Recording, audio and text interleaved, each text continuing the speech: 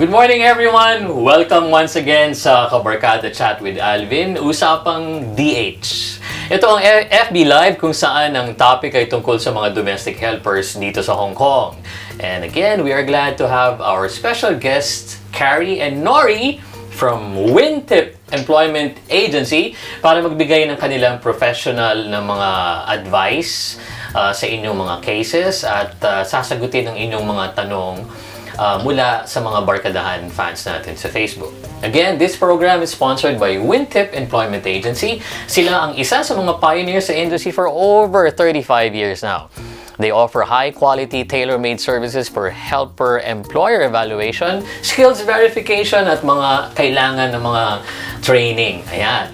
Okay, sa last episode natin, last week, ang topic natin noon was benefits and entitlements ng mga OFW. Ngayon, before we go to this episode, continue to this episode, balikan natin yung questions. There were a few questions from our Facebook in the past episode. Okay, the first one came from Rubilin. Sir, ma'am, pwede po bang kunin ang long service kahit yung 10 years lang, kahit yung 10 years lang? So, okay. So, if can they get their long service even just for the 10 years? Actually, Carrie, Alvin, yung long service kasi, it's not mandatory. Okay. Okay, pero depende pa rin sa employer kung magbibigay siya kahit na hindi pa siya nire-release ng amo. Okay. Kasi age na 65 years old, right? Mm-hmm. So, kung na-reach na yung 65 years old and then they're still working with their employer, that is the time na pwede nilang makuha yung release, yung long service nila. Okay. Pero depende pa rin sa employer. May iba kasi mga employer na kahit 6 years ka na, ikaw ang nag-break ng contract, may mga mababait na employer na binibigay pa rin nila. Pero may iba naman na nag-break ka, hindi nila ibibigay yon. Tapos yung kapag ang employer ang nag-terminate sa'yo at 6 years ka na, ibibigay nila yun sa'yo ng buo. Okay. Yung long service mo. Pero ano ba ang by law? Like ilang years ba that you will be entitled for long service? Is it 6 years? Or 6 years? 5 years? 5 years or over. 5 years or over. Yeah. Okay. So, yan, Robilin, I think nasa pag-uusap na lang yan ng amo. So, hopefully, okay yung sa'yo. Okay, second question is from Yodge. Sir Alvin, ang question ko po, yung first contract ko, hindi ako umuwi sa Pinas. Nag-exit po ako ng Macau. Ngayon po, matatapos naman ang second contract ko this October. Paano po ang ticket ko sa first contract? Pwede ko bang kunin ba in cash? Okay, according to her here, in her first contract, she did not fly back to the Philippines. She just went to Macau for exit. For stamp. Now, the question here is on her second contract, which would end this October, what to do with the plane ticket of the first contract? Well, if she, according to the law, if she only exits Macau, employer actually by law they must pay a return ticket to the helper every 2 years contract. Okay. So initially and now, the employer still owes her the first 2 years 1 plane ticket return trip to the helper. And then pwedeng i-convert to cash. Yeah. So means the second contract kailangan pa rin na umexit, di ba? Yes. Okay. Every renewal of contract exit. Okay. O ayan yun. So yan ha. So yun daw ang kailangan mong gawin. Okay. Our third came from Garmi. Sir Alvin, pwedeng mag-ask kung ang employer mag-ask help hindi pa day off Sunday, how much po ba ang bayad ng employer sa employee? Overtime na po ba yan? So, ibig sabihin kung day off siya, tapos... Okay, so ang employer nag-ask ng favor, wag mag-off ng Sunday. So, for example, ang salary mo is for 520. So, divided to 30 days. So, kung magkano yun, for example, 151. So, employer, kailangan siyang bayaran ng per day. Okay, so kung ano yung sweldo mo in a month, i-divide ng 30 days. Tapos, yun ang parang rate mo per day. Okay. O, ganun daw, Garmi, ha? So, ganun ang kailangan komputasyon yan. Basta pag day off ka, pinagtrabaho ka, it's like overtime day that they Yes. need to pay. Okay, ayan. So, thank you very much. Okay, again, before we move on, I just want to share again to our viewers, we did a survey of domestic helpers' interest on their employment, and in the first episode, 39%. Okay, 39%. Here I can show you. You have a look at the screen. 39% their job expectations, and then second is job duties, 25%, and third was salary and benefits, and then the fourth is personal life. Now with this survey that we did, or findings, it's important to have a trustworthy and reliable employment agency, and that is why we have WINTIP Employment Services Limited. Congratulations to WINTIP because they got an award, the Family Friendly Employment Award Scheme, awarded to WINTIP Employment Service Limited. Congratulations, Carrie, Norie. Thank you for doing a great job to our helpers. Okay, so we have our first caller today. And meron siyang mga tanong para sa ating mga bisita sa WINTIP. Okay, Cardeliz. Hello, Cardeliz. Are you there? Cardeliz. Okay, so baka biglang may dumating, so we'll try to get in touch with her. So while waiting for that, Carrie, Norie, we have been getting questions as well. Okay, and ito yung isang question, Can an employer ask helper to take no pay leave when the employer is traveling abroad? Sorry. So parang pag nasa bakasyon daw ang amo, no pay leave for the helper. Parang bakasyon din si helper. Pwede ba 'yun? Actually, hindi. No. Right? We discussed it last time, right? Na hindi talaga pwede. Okay, so again, reminder, hindi pwedeng pag nagbakasyon ng amo, Bakasyon ka rin na tapos no pay leave pa. Okay. Or if kung ganun ang case na sinabi ng amo na bakasyon kami, magbakasyon ka with pay, and then the ticket also shouldered by the employer. Okay. Back and Okay. Sige. Is Cardeliz here? Cardeliz? Yes. Okay, nako. Alam mo, tama-tama, Cardeliz, kasi ang episode natin today is tungkol sa domestic helper life, Ano ba yung mga bagay-bagay na tinatahak nyo sa araw-araw, bilang domestic helper. Okay, so ano yung tanong mo, Cardeliz, para sa WINTIP Agency?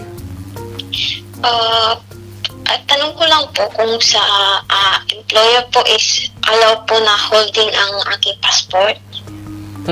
Ang passport mo nasa employer mo. Okay, alam mo, pwede kong i-share dyan ang kaalaman ko dyan, Cardeliz. Alam mo, ang consulate, pag nagpapaseminar sila, ang lagi nilang sinasabi, this is also, naririnig ko rin ito sa mga seminars, is hindi talaga pwedeng hawakan ng amo ang mga pasaporte nyo dahil pag-aari nyo yan, So, ganito, siguro pag ganyan, pwede mong i-kurso siguro yung inyong concern sa konsulado. Diba? Okay. Ano naman yung second question mo, Cardeliz? Yung po, about sa day off po, kailangan po bang dalawang beses sa isang buwan, pero babayaran daw niyo yung dalawang buwan po? Siguro si Norie masasagot to, and Carrie. So, ang day off dapat nila for 4 days, diba? Yeah. 2 days is allowed off, pero the other 2 days, babayaran? Paano ba yun, Norie? Actually, pwede naman yun. Kung sa una pa lang, yun yung kanilang usapan. Arrangement nila. As long as babayaran ka ng amo mo, dun sa 2 day off na hindi ka pinalabas. So, ibig sabihin, yung parang kaninang nabanggit mo na yung monthly sahod mo, monthly salary divided by the number of days, 30 days, and that's more or less the rate per day. Okay, o ayan, Cardeliz, basta dapat bayaran nila yung araw na hindi ka pinag-off, Okay. Tsaka isipin na lang natin na dagdag savings sa atin yun eh. 'Di ba? Kaya nga, Tapos po, dito din po tayo sa my day off, no? Pag nagde-day off po ba is anong time? Kasi po yung binibigay niya sa akin time kung na day off is 9 ako aalis. Tapos gusto niya is 8, ganun na 7, 5, ganun siya. Gusto niya bumalik ako sa bahay nila. You mean your day off starts at 9 a.m. and then Opo. by 8 p.m. you have to be back? So, okay. Norie, any... Oo, pwede naman yun. Kasi ang employer naman pwede magbigay kung anong oras ka aalis, tsaka babalik. Basta pag aalis ka basta day off mo, wala kang dapat gawin sa bahay. Kasi day off mo pa yun eh. Pagdating mo ng galing day off or 8 o'clock onwards, day off mo pa rin, wala kang dapat gawaing bahay. Paano po yun? Pinapalinis niya yung kwarto nila, yung CR nila, maglilinis ng kinainan nila. Everyday off po yun. Alam mo, Cardelis, ano yan eh, nasa relationship yung dalawa yan, ano? Alam mo, in the past episodes, we got callers similar with your case. With your case. Yung relationship kasi nila nung amo tsaka helper is napaka may bonding kumbaga, no. So yung ganun na pag day off, pag dumating ka, meron kang kailangan pang gawin, linisin, carry na ni helper kasi nga maganda yung relasyon, ano. Probably here you might need or seek help from your agency also. Siguro minsan kailangan mo rin sabihin ito sa agency, right? I mean, that's the role of the agencies to help you out, to have a good relationship with your employer. So, yung mga ganyan, Cardelis, try mo rin, kausapin din ng iyong agency. Okay? Sige, nako, thank you very much, Cardelis, ha? Kung meron ka pang mga questions mamaya, i-post mo lang dito sa comments, or mag-send ka sa amin ng inbox. Thank you very much, Cardelis, for calling. Thank you. Okay. So, okay, on top of what our caller said, what is the rule for CCTV? I mean, from what I read or heard is it's allowed, but the question is, how many CCTVs can you put in one house? And then second, basic common sense is, of course, you cannot put CCTV in the toilet and also in the room, right? Okay, so what can you say about CCTV? I mean, nowadays I would say it's very popular for employers to put CCTVs at home.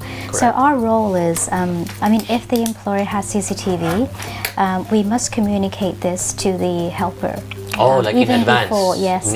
Even before she signs the contract, so that she has to know this. I mean, and she has the right to know this. That's number one. Correct. And number two, we'll always advise or encourage the employers to let us know where the CCTVs are. So we will also let the helper know. So obviously, going back to your question, the CCTV should not be in places where that invades privacy of the helper. For example, the bathroom, right? Or directly, projecting to her bed or her. You know what I mean, right? Like places where that would really, I think, obstruct her privacy. But of course, this is really open communication between the agency and the employer first, just to let them know we have to respect the helpers as well. So I think employers take it nicely from us. That's good. If we explain to them, how we see this at home. So, and then we'll say to the helper, I mean, a lot of times the CCTV not necessarily is to watch them. It's just to keep an eye on the babies or the children. True. So, and also the house. I mean, from course. time to time we need to check, is my house burning already, like that. So I always tell the helpers, even if there are CCTVs at home, of course you have a mindset that there's a CCTV at home, but try not to let that affect your work. Just do your work as usual.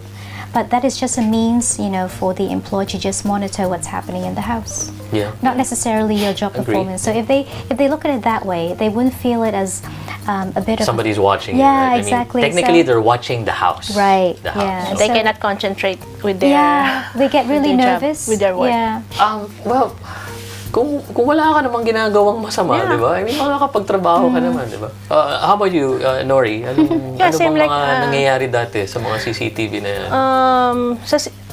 Most of our client naman in helper, wala silang pakialam sa CCTV as long as ginagawa mo yung tamang yung trabaho mo, wala kang ginagawa, di ba? At saka in the first place, bago ka mag-umpisa sa pamilya na yun, sasabihin sa'yo na employer, dapat mas nasabihin sa kanila yon. Yes. Kung saan yung CCTV Nakalagay, para aware ilan, yung diba? helper kung nasaan. Huwag lang siyempre sa toilet or sa kwarto niya na nakafocus sa bed niya. Okay. Pero yung CCTV na nakatapat sa pintuan, okay lang yun. Okay diba? lang yun. Okay lang. Para nakikita lang na Yes, if she's coming okay out lang. or going inside. Okay. Okay.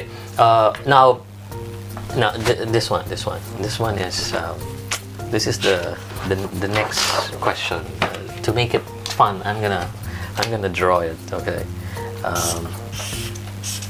This has been always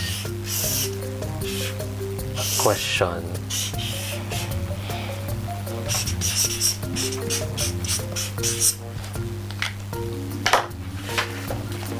Their own bed. Okay, their own bed. What happens if they don't have their own bed?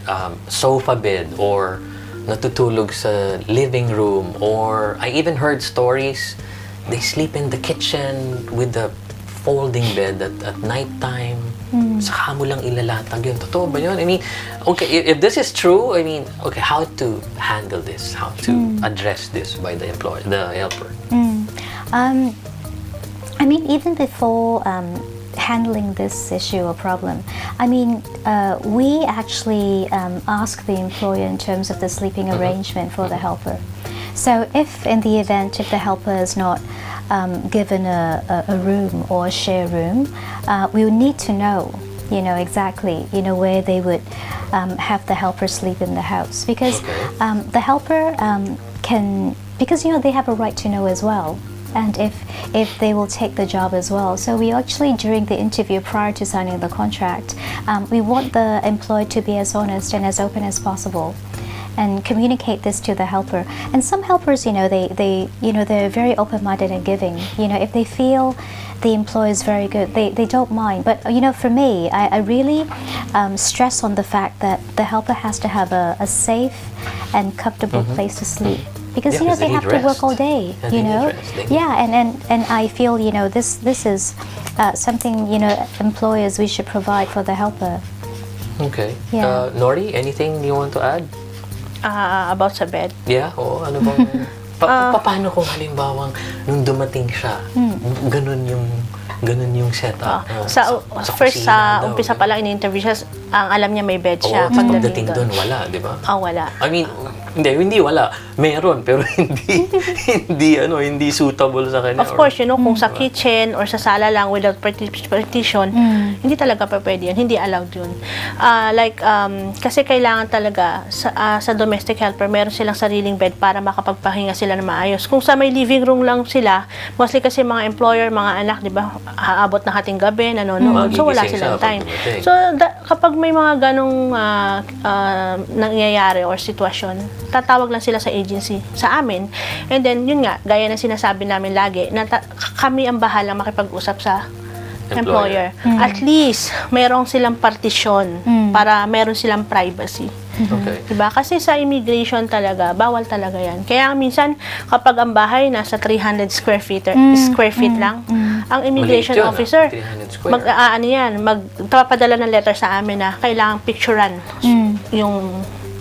yung bahay. Oh, Para so, malaman kung meron siyang...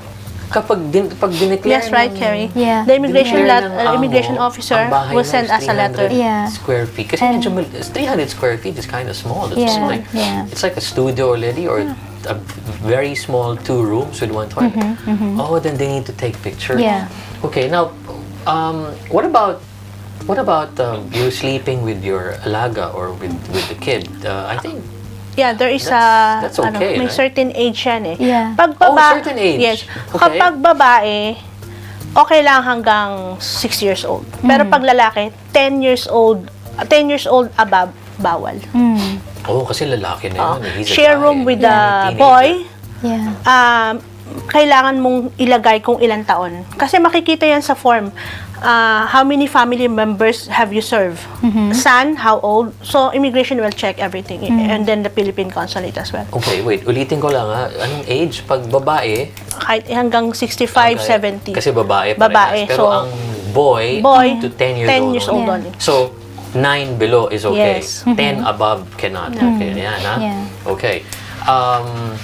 Yun.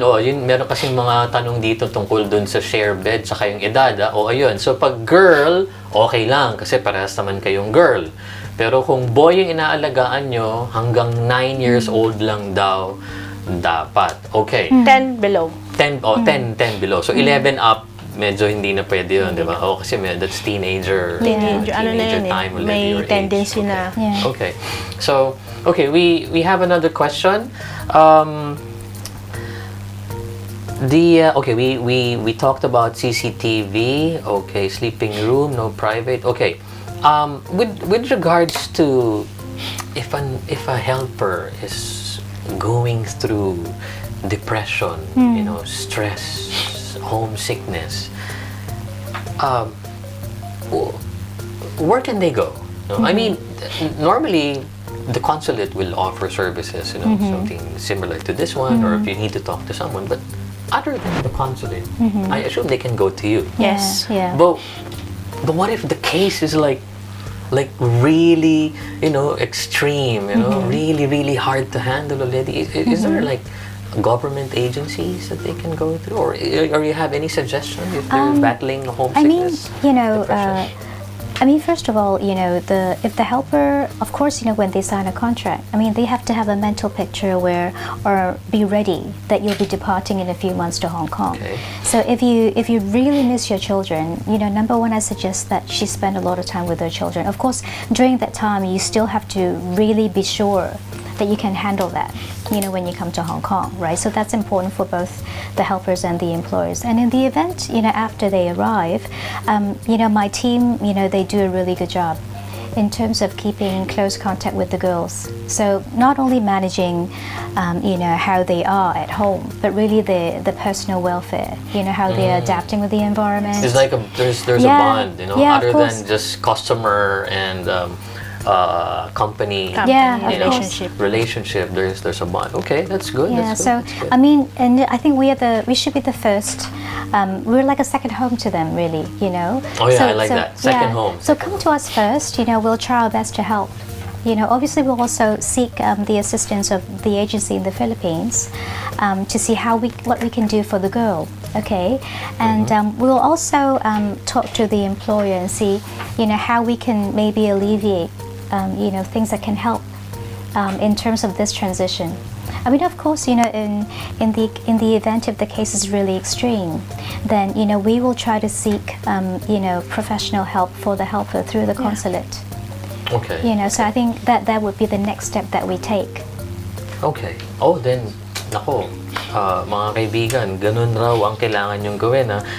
Norie, ikaw, meron na ba kayong nakuha dati na customer or helper na merong dumaan sa matinding Homesickness, depression? meron. So, paano nyo Natural yun eh. Especially kung ang helper first time mag-abroad, di ba? Kung first time mag-abroad, talagang may tendency talaga na yung mararamdaman mo talaga, kahit sino naman, di ba? Pero kakausapin namin yan eh. Kinakausap namin na isipin mo, tinatanong ko siya, bakit nandito ka ba sa Hong Kong? Kasi ma'am, para sa mga anak ko, di ba? Para makapag-ipon ka. So isipin mo na lang na kailangan mo magtrabaho para sa mga anak mo, para mabigyan mo sila ng magandang buhay, para hindi nila maranasan yung nararanasan mo ngayon, di ba?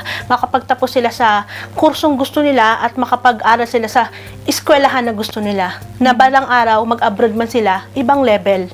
Mga engineer, architect, di ba? So yung bibigyan mo sila ng ng idea or ipupush mo sila na kailangan may goal ako. Na hindi na hindi habang buhay nandito lang ako. Kailangan balang araw may sarili akong negosyo, mga anak ko magiging maganda yung buhay, mga apo ko. So sila magpupursige sila, tama si ma'am. Kaya na-avoid nila yung homesickness. That is a good point. You know, that's a good point. You need to go Encourage. back to the first question, why you came here. You know, so tama yung sinabi ni Norie. You agreed to do this job, you agreed to go here, so you have to be prepared. You were mentioning a while ago, like mental state that you're gonna be. It's very likely that you will have this homesickness, depression. But again, like what Norie said, balik dun sa unang tanong, bakit ka ba nandito? Kasi nga, trabaho. Okay.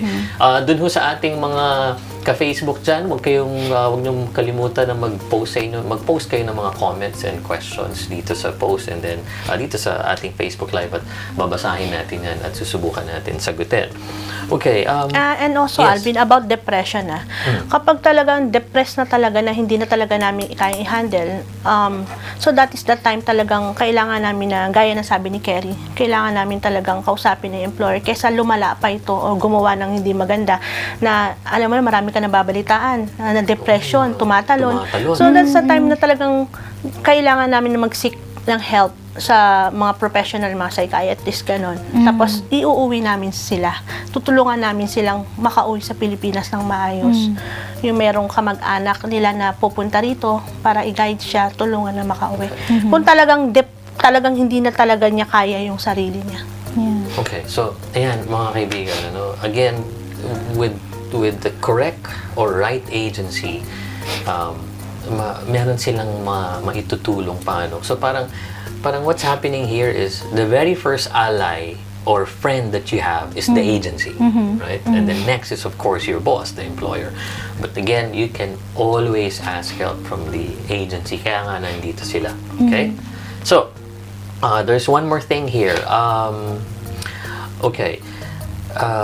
If they're taking care of babies, let's say when they got hired, do they need to have like special training or undergo certificate schooling or something, or as long as the helper says she has experience, or from past employers in Hong Kong, she took care of kids like that. So what should be the procedure here? On this regard, I mean, a lot of my clients who have newborn babies or young children, I mean, their preference would be to select helpers who would have past experience in Hong Kong with babies.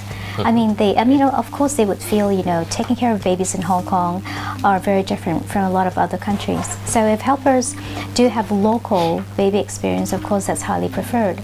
But another thing is, if the helper comes in with midwifery experience before, or a graduate of midwifery, or she has, certificate of childcare, of course, that would be an added bonus. But does for that the mean helper. higher pay? Or it depends on the employer again? No, Well, not really, right? because, by contract, the employer has to pay the minimum pay, 4,520. But this really depends on, I think the future relationship of the employer and the helper. I mean, for the helper, there's always, I always feel that, if they're willing to take certain courses, it's really a value add for them. And I really applaud them for doing it, because it's not easy, the money involved, and they have the time to do it. So for them, it's a value add for the helpers. But also, as employees myself, if I have a baby and if I can get a helper who has midwife or childcare experience, I'm so happy already, because a lot of the basic skills I may not have to teach her, but the style Yes, that's right. perhaps that my family would prefer to how to take care of the baby, we'll impart our experience to her. So that's win-win for us too. Yeah, especially if it's your first baby. Norie, sa experience nyo or sa mga naging kliyente nyo, meron ba nangyari na hinire siya, tapos unang araw pa lang hindi talaga pwede? So paano yun kung nung orientation o nung briefing, okay, malinaw na may bata, pero paano na ngayon yun kung hindi pala kaya nung helper? So anong assistance ang magagawa? So far, wala pa naman kaming Then that's good. wala pa naman kami na-encounter na ganyan. That's good. pag may mga ganyan sigurong may encounter kami ganyan, may case, syempre kakausapin namin yung employer. Diba? And then, ang ginagawa namin, meron kaming, for us, may 1 week kaming iti-train namin yung helper. Oh, okay. So, Okay, kung talagang hindi kaya, hindi niya talaga kaya mag-alaga, so kakausapin ng employer, na okay, so para may iwas yung terminated, okay. sabihin namin, okay, bibigyan namin siya ng 1 linggong training paano mag-alaga ng bata. Okay, then that's good. From See, A to... So that's another service WINTIP provides, ano? Okay, ayan. So, okay, mga kaibigan, kung meron pa ho kayong mga questions or gustong malaman, i-comment nyo lang or i-send nyo sa aming Facebook inbox. Okay, Carrie, Norie, we don't have time anymore. We have to go. So, any last few words before we say goodbye to our viewers? Carrie, you first. Sure. Just want to thank Alvin for inviting us again to meet our fans of Barkadahan. Like always, I really hope that helpers who would come to us, either your finished contract or if you need services in terms of direct hire or renewals, we're always happy to help. Any concerns or questions, if we didn't have the time to answer this episode, please call us. Yes. My team, they're great. This is what I can say about them. Okay, so please call us. Thanks again. Okay, Norie. Okay, salamat Alvin sa pag-imita sa amin. So sa mga Barkadahan, kung kayo'y finish contract, matatapos na ang kontrata, break contract, kahit relocation, punta lang po kayo sa office namin and then pwede namin kayong tulungan. Salamat. Yep. And then you can get in touch with WINTIP Employment Agency. Your phone number? 2723-0898. Okay, 2723 08 2723-0898. Okay ha, huwag niyong kalimutan na WINTIP Employment Agency 2723-0898. So ayan ha, mga kaibigan, sensya na, mabilis talaga oras. So pwede tayo magkita ulit next Thursday, October 3. At yan po ang aming last episode for this season ng Usapang D.H. Dito lang yan sa Kabarkada Chat with Alvin. So again, if you have questions, comments, padala nyo lang sa aming Facebook page at ang ating mga kasama from WINTIP, Carrie and Norie will help to answer them all. Don't forget, i-share nyo itong Facebook Live sa inyong mga friends, sa inyong mga walls, okay? Para dumami pa ang mga manunood, okay? So, once again, thank you very much. See you again next week. Bye. Goodbye. Bye.